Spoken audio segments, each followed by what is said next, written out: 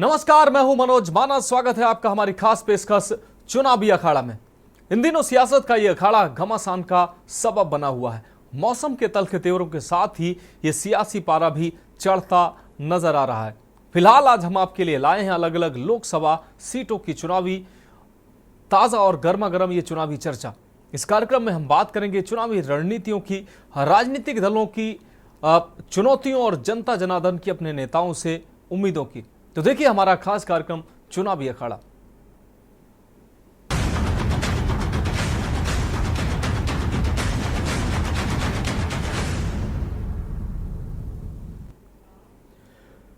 तो चुनावी अखाड़ा में हम सबसे पहले बात करेंगे मध्य प्रदेश की एक लोकसभा सीट की। मध्य प्रदेश के राजगढ़ का चुनावी रण रोचक हो चुका है। यहां दिग्गी के राजनीतिक कौशल की इस बार तगड़ी परीक्षा है। दिग्गी राजा सहानुभूति के दांव के साथ मैदान में है। राजगढ़ में बीजेपी से दिग्विजय सिंह की कांटे की टक्कर मानी जा रही है। ये रिपोर्ट देखिए।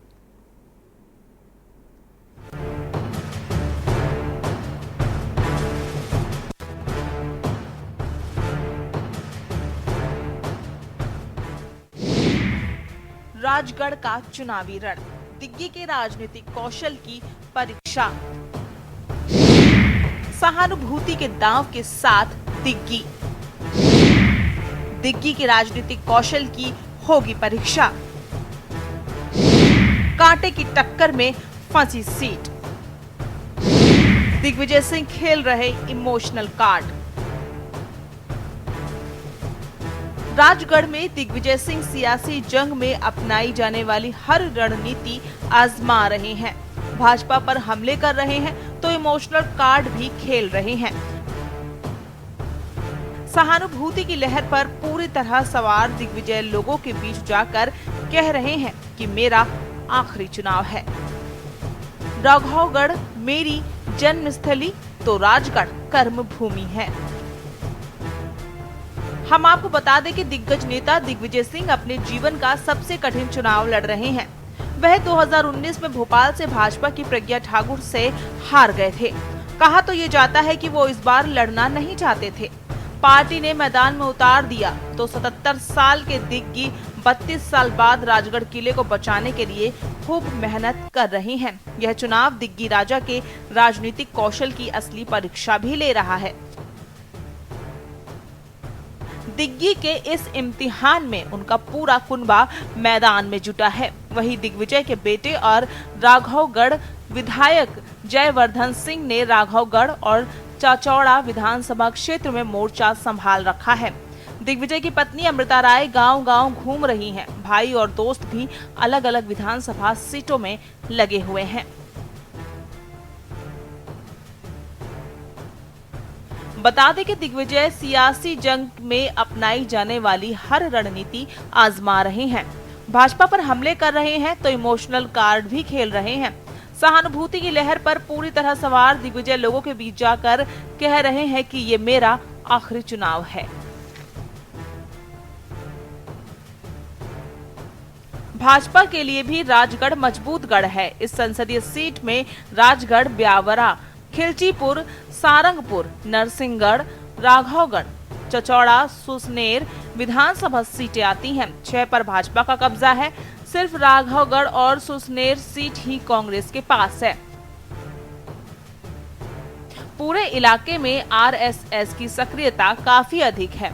हालांकि सांसद रोडमल नागर की कम सक्रियता को लेकर वोटर नाराज हैं, लेकिन मोदी के नाम पर खामोश हैं। इस सीट पर महिलाएं तय करेंगी कि किसे राज्य विजय का तिलक लगेगा,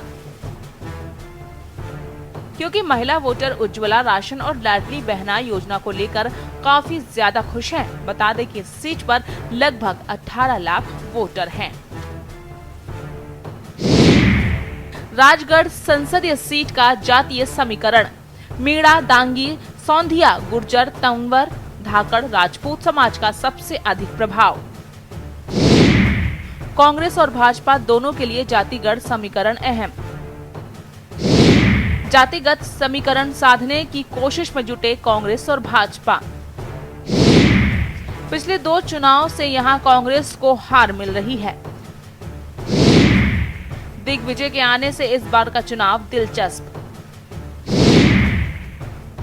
चर्चा में गृह मंत्री शाह का बयान। वहीं केंद्रीय गृह मंत्री अमित शाह का बयान चर्चा में है। दरअसल राजगढ़ में जनसभा के दौरान शाह ने कहा था कि दिग्विजय सिंह की राजनीति की परमानेंट विदाई करो। आशिक का जनाजा जरा धूम से निकले। सम्मानजनक लीड से हार कर उन्हें घर पर बैठने का काम राजगढ़ वाले करें। भाई और बहनों, बहुत बार ये आए, बहुत बार गए। अब समय आ गया है इनको परमानेंट विदाई देने का।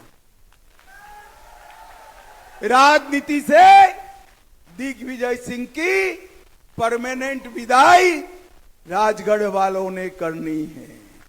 मगर मेरी एक रिक्वेस्ट है भाई, राजनीति से उनका परमानेंट विदाई जरूर करो, मगर आशिक का जनाजा है जरा धूम से निकले, बड़ी लीड से हराई होगा। उनके सम्मान जैसी लीड से हराकर अब उनको घर पे बिठाने का काम मेरे राजगढ़ वाले करे, यही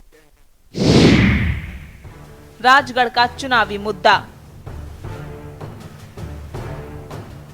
राजगढ़ संसदीय क्षेत्र में बेरोजगारी सबसे बड़ा चुनावी मुद्दा है। बड़ी संख्या में युवा बेरोजगार हैं। रोजगार में कोई संसाधन नहीं है। रोजगार के लिए यहाँ के लोग राजस्थान और गुजरात पलायन करते हैं। वहीं शिक्षा के लिए यहाँ के युवा इंदौर, भोपाल और कोटा जाते हैं, जहाँ मेडिकल कॉलेज बनाने का काम चल रहा है। यह कृषि बहुल इलाका है।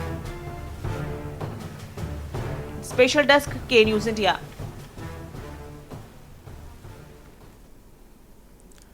तो चुनावी अखाड़ा में अब बात करते हैं अगली रिपोर्ट की। लोकसभा चुनाव के 2 फेज पूरे हो चुके हैं और अब तीसरे फेज और अन्य चरणों की आगे बारी है। ऐसे में रुझानों को भी जान लेना बहुत जरूरी है।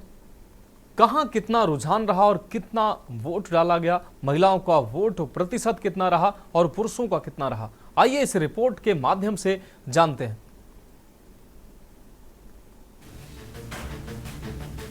लोकसभा चुनाव के 2 चरण पूरे हो चुके हैं। पहली और दूसरे फेज के पुरुष और महिला मतदाताओं का रुझान क्या बताते हैं, ये भी जान लेना जरूरी है।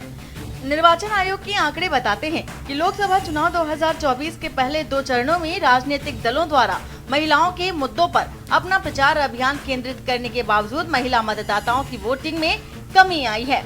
ये मंदी क्या दर्शाती है? अधिकांश राज्यों में 2019 की तुलना में 2024 में महिला वोटर्स के मतदान में कमी देखी गई, जो इस बार निर्वाचन क्षेत्रों में सामान्य वोटिंग ट्रेंड के समान है। पहले 2 चरणों में पुरुषों की तुलना में महिलाओं का मतदान प्रतिशत अधिक गिरा है। 2019 के मुकाबले इस बार पहले 2 फेज में पुरुषों की तुलना में महिला वोटों में लगभग 0.8% अधिक कमी दर्ज की गई। इसके उलट मेघालय और सिक्किम में महिला मतदान में वृद्धि देखी गई है और लक्षद्वीप, अरुणाचल प्रदेश और त्रिपुरा में इस बार महिलाओं के बीच सबसे अधिक मतदान दर्ज किया गया है, जो इन राज्यों में सामान्य मतदान प्रवृत्ति के अनुरूप है। 2019 में भी इन राज्यों में महिलाओं का मतदान प्रतिशत अधिक रहा था। महिलाओं के मतदान प्रतिशत में कमी का क्या मतलब देखा जा रहा है? यदि लोकसभा चुनाव 2024 के शेष 5 राज्यों में भी यही ट्रेंड जारी रहता है, तो महिला मतदाताओं के वोटिंग परसेंटेज में बदलाव इलेक्शन नतीजे को प्रभावित कर सकता है। इलेक्शन कमीशन के आंकड़ों के अनुसार 2019 के चुनाव के तुलना में इस बार पहले 2 चरणों में मतदान में 2.8 से 3.3% अंक की गिरावट आई और इस साल पहले चरण के चुनाव में 66.14% पुरुष और महिला और दूसरे चरण में 66.71% मतदान दर्ज हुआ है। 2019 में इन सीटों पर क्रमशः 69.4% और 69.6% अधिक मतदान हुआ था, जबकि पुरुषों और महिलाओं दोनों के लिए कुल मतदान लगभग 66% रहा। महाराष्ट्र, उत्तर प्रदेश, मध्य प्रदेश और राजस्थान जैसे अधिक आबादी वाले राज्यों में दोनों चरणों में महिलाओं के बीच कम मतदान प्रतिशत दर्ज किया गया। उदाहरण के लिए पहले चरण में महाराष्ट्र में 65.7% पुरुषों ने मतदान किया, जबकि महिलाओं का मतदान प्रतिशत 61.6% दर्ज किया गया। दूसरे फेज के आंकड़ों के मुताबिक महाराष्ट्र में 65.5% पुरुषों और 59.6% महिलाओं ने मतदान किया। चंद्रपुर, भंडारा, गोंदिया और नागपुर जैसे स्थानों के साथ साथ एमपी, राजस्थान और यूपी के कई निर्वाचन क्षेत्रों में पुरुषों और महिलाओं के मतदान प्रतिशत में बड़ा अंतर देखने को मिला। मध्य प्रदेश में फेज 1 में पुरुषों का मतदान 68.58% और महिलाओं का 66.91% रहा। फेज 2 में ये अंतर बढ़कर पुरुषों के लिए 61.54% और महिलाओं के लिए 55.37% हो गया। और इसी तरह उत्तर प्रदेश में पहले चरण में पुरुष मतदान 62.52% और महिला मतदान 59.53% दर्ज किया गया। दूसरे फेज की वोटिंग में जेंडर गैप कायम रहा, जिसमें पुरुषों के लिए 56.71% और महिलाओं के लिए 53.53% दर्ज किया गया। महिला मतदान प्रतिशत में सबसे अधिक गिरावट 24.79% अंक नागालैंड में देखी गई, जिसका मुख्य कारण राज्य में कम मतदान का होना पाया गया। इसके अलावा सीधी मथुरा, रीवा और पत्थनमथिट्टा, खजुराहो और मुजफ्फरनगर में महिलाओं का मतदान प्रतिशत 11% से अधिक गिर गया। औरंगाबाद, कोट्टायम, इडुक्की, रामपुर, सतना और बागपत में भी महिला प्रतिशत, जो कि मतदान में पिछली बार की तुलना में 10.11% की गिरावट भी देखी गई। पिछले चुनाव की तुलना में इस बार पहले 2 फेज में कई जगहों पर महिलाएं कम संख्या में मतदान केंद्रों पर पहुंची, और जबकि 2024 के लोकसभा चुनाव में पहले 2 चरण में वोटिंग परसेंटेज कम हुआ। महिला मतदाताओं का वोटिंग पैटर्न यह बताता है कि किन जगहों पर लोकतंत्र में उनकी भागीदारी मजबूत बनी हुई है और कहां कम पाई गई है। भारत में चुनावी भागीदारी की गुणागणित को समझने के लिए इसे ऐसे भी समझा जा सकता है कि ऐसे रुझान बेहद महत्वपूर्ण है और ये राजनीतिक दलों के लिए एक चेतावनी भी मानी जा सकती है, कम से कम उनके लिए जिन्होंने चुनाव प्रचार के दौरान महिलाओं के मुद्दे पर फोकस किया था। स्पेशल डेस्क के न्यूज इंडिया।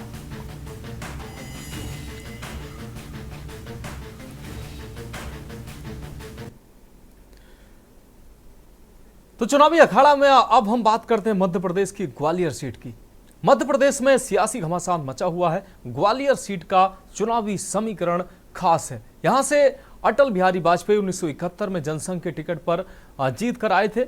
वहीं अरसे तक ग्वालियर राजघराने का गढ़ रही ये सीट माधवराव सिंधिया 1984 से 1999 तक यहां से सांसद रहे, जबकि 2014 और 2019 में बीजेपी को यहां से सफलता मिली। इस रिपोर्ट के माध्यम से यहां का समीकरण समझिए। मध्य प्रदेश की ग्वालियर लोकसभा सीट से शाही परिवार के सदस्य और एक पूर्व प्रधानमंत्री संसद गए हैं। अटल बिहारी वाजपेयी 1971 में यहां से भारतीय जनसंघ के टिकट पर जीते थे। बाद में ये सीट ग्वालियर राजघराने का गढ़ बन गई। उनकी रियासत का 1947 में भारत में विलय हुआ था। पूर्व केंद्रीय मंत्री स्वर्गीय माधवराव सिंधिया यहां से 1984 से 1999 तक सांसद थे।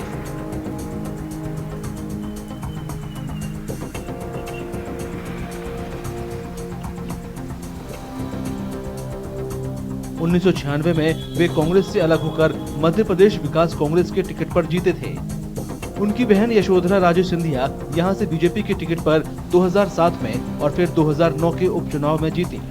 इसके बाद इस सीट पर 2014 और 2019 लोकसभा चुनाव में भी बीजेपी उम्मीदवार की जीत हुई। इस बार आम चुनाव में कांग्रेस ने पूर्व विधायक प्रवीण पाठक को चुनाव मैदान में उतारा है, जबकि बीजेपी ने अपने मौजूदा सांसद का टिकट काटकर भरत सिंह कुशवाहा को टिकट दिया है। भरत सिंह कुशवाहा ग्वालियर रूरल विधानसभा सीट से 2 बार विधायक रह चुके हैं। उन्हें भरोसा है कि ग्वालियर के वोटर एक बार फिर बीजेपी को चुनेंगे। इसकी वजह उन्हें मिलने वाली सरकारी योजनाओं का फायदा और प्रधानमंत्री मोदी का करिश्मा है।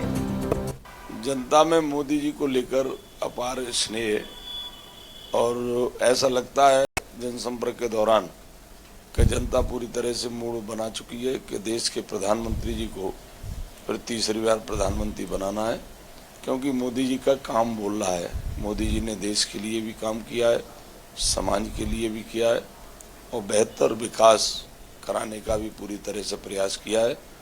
और मध्य प्रदेश ऐसा राज्य है और ग्वालियर ऐसी जगह है जहाँ पे हमारी डबल इंजन की सरकार, केंद्र सरकार के भी सहयोग से, मध्य प्रदेश सरकार के सहयोग से बहुत बेहतर काम हुए हैं। बीजेपी समर्थकों का कहना है कि यहाँ हुए विकास के काम इस बार चुनाव में अहम भूमिका निभाएंगे। हम ग्वालियर के विकास के मुद्दे पर वोट डालने जाएंगे। ग्वालियर का जो विकास हुआ है, चारों तरफ जो विकास की धारा जो बह रही है, उसको निरंतर कायम रखना चाहते हैं। और एक नागरिक के तौर पे ग्वालियर के आपको क्या लगता है कि अभी किस किस क्षेत्र में और थोड़ा डेवलपमेंट होने की? थोड़ा ग्रामीण क्षेत्र में डेवलपमेंट की आवश्यकता है, शिक्षा के क्षेत्र में जब डेवलपमेंट की आवश्यकता है, चिकित्सा में डेवलपमेंट की आवश्यकता है, बाकी कई रोजगार में भी हैं, तो उसमें प्रयास करेगी, सरकार करेगी प्रयास। हाल तो विकास बहुत हो रहा है, रोड भी अच्छी बन रही है और हर जगह विकास है। थोड़ा ग्रामीण क्षेत्र में हल्का रह गया है, वो भी होगा थोड़ा होगा। और हमारे क्षेत्र में लाइट की बहुत समस्या थी, आज हर जगह घर घर में लाइट मिलती है, 24 घंटे लाइट आती है। पहले कांग्रेस के राज में बहुत लाइट की कमी थी, आदमी बहुत परेशान था, हर चीज़ से परेशानी सब लौट गई। हम तो मोदी को वोट देंगे। भरत सिंह कुशवाहा के सामने कांग्रेस उम्मीदवार प्रवीण पाठक हैं। वे ग्वालियर साउथ विधानसभा सीट से पूर्व विधायक हैं। उनका कहना है कि इस बार ग्वालियर की जनता बदलाव के लिए वोट करेगी और उन्हें लोकसभा भेजेगी। ग्वालियर का बेटा ये चुनाव लड़ रहा है। मैं तो उनके और प्रशासन के बीच का माध्यम हूँ, उनके आवाज को उठाने का माध्यम हूँ, उनको अधिकार को दिलाने का माध्यम हूँ और मुझे पूरा विश्वास है कि ग्वालियर के मेरे परिजन मुझे पूरा आशीर्वाद देंगे। एक लंबा समय ग्वालियर में हम देखें लोकसभा में यहाँ पे भाजपा का कब्जा रहा है, इस बार इतिहास बदलने जाएगा। मुझे लगता है इतिहास बदलेगा। बीजेपी उम्मीदवार के विकास के जवाब में प्रवीण पाठक युवाओं में बेरोजगारी दूर करने और उन्हें 1 लाख रोजगार के मौके देने का वादा कर रहे हैं। ग्वालियर के युवा दर दर नौकरी के लिए भटक रहे हैं। प्रवीण पाठक का अपने युवा साथियों से वायदा है कि 1 लाख रोजगार की व्यवस्था ग्वालियर में करेगा और ग्वालियर के युवाओं को रोजगार की व्यवस्था के लिए, रोजगार के लिए कहीं और नहीं भटकना पड़ेगा। ग्वालियर के युवाओं को रोजगार ग्वालियर में मिलेगा। ग्वालियर मध्य प्रदेश के उन 8 लोकसभा सीट में से एक है जहां 7 मई को तीसरे चरण में वोट पड़ेंगे।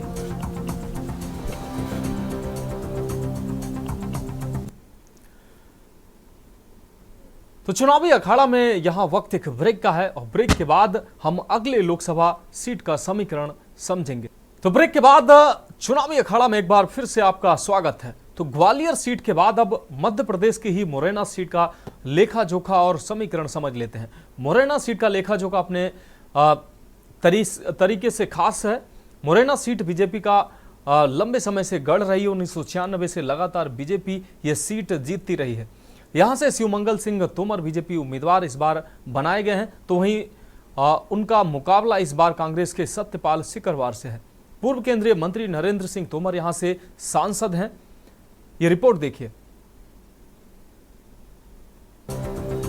मध्य प्रदेश की मुरैना लोकसभा सीट बीजेपी का गढ़ मानी जाती है। इस सीट पर बीजेपी 1996 से लगातार जीत रही है। इस बार बीजेपी ने दिमनी विधानसभा सीट से पूर्व विधायक शिवमंगल सिंह तोमर को चुनाव मैदान में उतारा है। वे पूर्व केंद्रीय मंत्री नरेंद्र सिंह तोमर की जगह लड़ रहे हैं। नरेंद्र सिंह तोमर ने 2023 में विधायक बनने के बाद ये सीट छोड़ दी थी। बीजेपी के शिवमंगल सिंह तोमर के सामने कांग्रेस के सत्यपाल सिंह सीकरवार हैं। वे सुमावली से बीजेपी के विधायक रह चुके हैं। सत्यपाल सिंह सीकरवार राजनीतिक परिवार से हैं। उनका कहना है कि उन्हें चुनाव में इस बात का फायदा होगा। जनता चुनाव लड़ती है तो मुझे लगता है कि परिणाम भी अनुकूल आते हैं और जनता जब मन बना लेती है तो बड़े बड़े लोग धराशायी हो जाते हैं। ये लोकतंत्र की खूबसूरती है। जिनके कभी सूरज नहीं डूबते थे उनकी जमानतें नहीं बची होंगी, ये हमने इस लोकतंत्र में देखा है। और मैं चाहता हूं कि जब मेरे परिवार को यहाँ की जनता प्रेम करती है। मेरे पिताजी 2 बार विधायक रहे, मेरे बड़ा भाई ग्वालियर से 2 बार के विधायक हैं, बड़ी महापौर हैं और जनता की आवाज के कारण शीर्ष नेतृत्व ने मुझे अपना प्रत्याशी बनाया है। बीजेपी के शिवमंगल सिंह तोमर कांग्रेस उम्मीदवार को गंभीरता से नहीं ले रही हैं। उनका मानना है कि उनके सामने मुख्य रूप से बीएसपी है। जब पता लगेगा, जब रिजल्ट खुलेगा, परिणाम के बाद ही कह पाएंगे कि उनके क्या हाल होंगे। लेकिन वो लड़ाई में नहीं है। कांग्रेस बहुजन समाज पार्टी लड़ाई में आ रही है, यानी दूसरे नंबर पे बहुजन समाज पार्टी रहेगी। और मैं तो आपके बीच में ये और कह रहा हूँ, बाद में आप देख लेना। बीजेपी समर्थकों का कहना है कि हाल के सालों में मुरैना में विकास के काम यहां पार्टी को फिर जीत दिलाएंगे। काफ़ी हद तक पिछले कार्यकालों को देखें तो विगत 10 वर्षों में काफ़ी विकास हुआ है मुरैना जिला में। जैसे मुरैना शहर में हम खड़े हैं, इस जीवाजीगंज की बात करें तो ये बहुत पहले से सुदृढ़ और विकसित हुआ है। मुरैना को मेडिकल कॉलेज की सौगात, फ्लाईओवर, अच्छी सड़कें, पार्क, चंबल कॉलोनी में देखें अपन जीवाजीगंज का पार्क अच्छा है। तो ऐसे अनगिनत नाला नंबर 1, नाला 9 नंबर 2 नंबर, ये काफ़ी विकास हुआ है। हमारे क्षेत्र में बहुत अच्छा विकास हुआ है। ये भाजपा वाले ने विकास कराया बहुत अच्छा, और विकास की संभावना है। बिलाई फोर बनाई है, रोड रवाई है, सिंह व्यवस्था है, लाइटों की से की व्यवस्था बहुत अच्छी है। बहुत अच्छे काम किए, इसको ही हम सम्मत देंगे। कुछ वोटरों के लिए चुनाव के मुख्य मुद्दे किसानों की शिकायतें और सेना में भर्ती के लिए अग्निवीर योजना है। अगर मैं देखूं अपने स्तर पर, यहाँ के लोग परिवर्तन चाहते हैं। यहाँ पर केंद्रीय मंत्री रहे हैं, आपको पता होगा, नरेंद्र सिंह तोमर जी, और ऐसा कोई भी डेवलपमेंट नहीं हुआ, ना तो कृषि क्षेत्र में ना ही पंचायत क्षेत्र में। वो मंत्री रहे ना, तो किसानों में काफी गुस्सा है। किसानों को यूरिया समय से नहीं मिलता था, लंबी लंबी लाइनें लगी रहती थी। तो इन सब मुद्दों को लेकर जो लोग हैं वोट करने वाले हैं। युवाओं में आक्रोश है। अग्निवीर में जितने भी लोग जाते हैं, 4 साल की आप देख रहे होंगे, यहाँ के पूरे युवाओं की उम्मीदें तोड़ दी गई हैं। मुरैना के युवाओं के लिए तो ये बीजेपी गवर्नमेंट ने कोई मतलब कुछ सोचा ही नहीं है। मुरैना का युवा तो बेरोजगार ही घूम रहा है। और जैसा कि इन्होंने कहा कि वो सर बोल के गए थे अग्निवीर की वो भर्ती की उसमें, तो उसमें कहाँ हुआ है, कुछ नहीं हुआ। युवा परेशान है, यहाँ का तो नहीं है। मुरैना में तीसरे चरण में 7 मई को वोटिंग होगी।